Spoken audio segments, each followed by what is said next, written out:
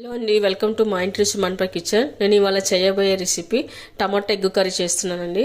ఇక్కడ నేను ఒక 5-6 టమాటాలు తీసుకున్నాను, 2 ఎగ్స్ తీసుకున్నాను. అండ్ ఇక్కడ నేను కడాయి పెట్టుకొని 2 టేబుల్ స్పూన్ల ఆయిల్ వేసుకున్నాను. దానిలో కొద్దిగా జీలకర్ర వేసుకోవాలి. ఆ తర్వాత జీలకర్ర చిట్టపట్టమన్న తర్వాత సన్నగా కట్ చేసి పెట్టుకున్న ఆనియన్ ముక్కలు వేసుకోవాలి. ఆ తర్వాత 4 పచ్చిమిర్చి వేసుకోవాలి.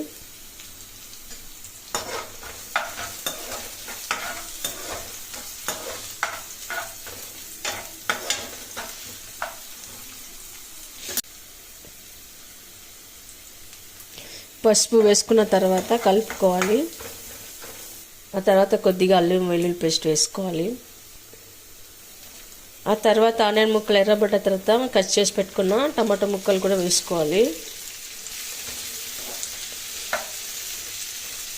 టమాటాలు ఉండే పచ్చివాసన పోయే వరకు బాగా కలుపుకోవాలి. ఇప్పుడు కొద్దిగా సాల్ట్ వేసుకోవాలి. ఆ తర్వాత టమాటాలు బాగా మగ్గే వరకు మనం 5 minutes మూత పెట్టి మగ్గించుకోవాలి. ఇప్పుడు టమాటాలు కొద్దిగా దగ్గర పడ్డాయండి. ఇప్పుడు టమాటాలు బాగా ఉడికి కొద్దిగా దగ్గర పడ్డ తర్వాత అందులో కొద్దిగా రెడ్ చిల్లీ పౌడర్ వేసుకోవాలి. తర్వాత కొద్దిగా ధనియాల పొడి వేసుకోవాలి. ఆ తర్వాత కొద్దిగా జీరా పౌడర్ కూడా వేసుకోవాలి. ఇవన్నీ వేసాక ఒకసారి బాగా కలుపుకోవాలి. అప్పుడు సాల్ట్ వేసాము కదండి, ఇప్పుడు వేయాల్సిన అవసరం లేదు.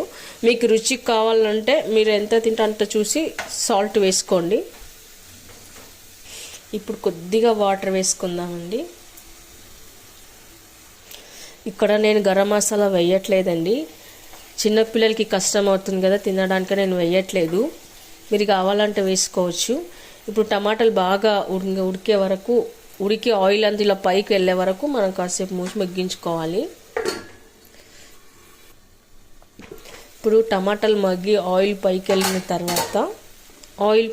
తర్వాత మనం కట్ చేసి పెట్టుకున్న 2 ఎగ్స్ వేసుకోవాలండి.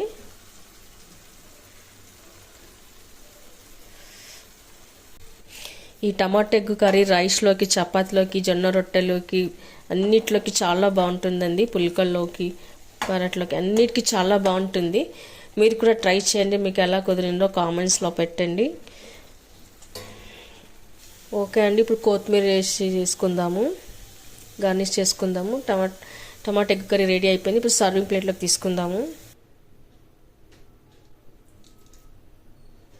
ఓకే అండి, టమాటా ఎగ్ కర్రీ రెడీ అయిపోయింది. చిన్నపిల్లలు మాత్రం చాలా ఇష్టంగా తింటారండి ఈ కర్రీ, పెద్దలైన ఎవరైనా సరే. మీకు కనుక ఈ వీడియో నచ్చినట్లయితే లైక్ చేయండి, షేర్ చేయండి, సబ్స్క్రైబ్ చేయండి. Thank you for watching.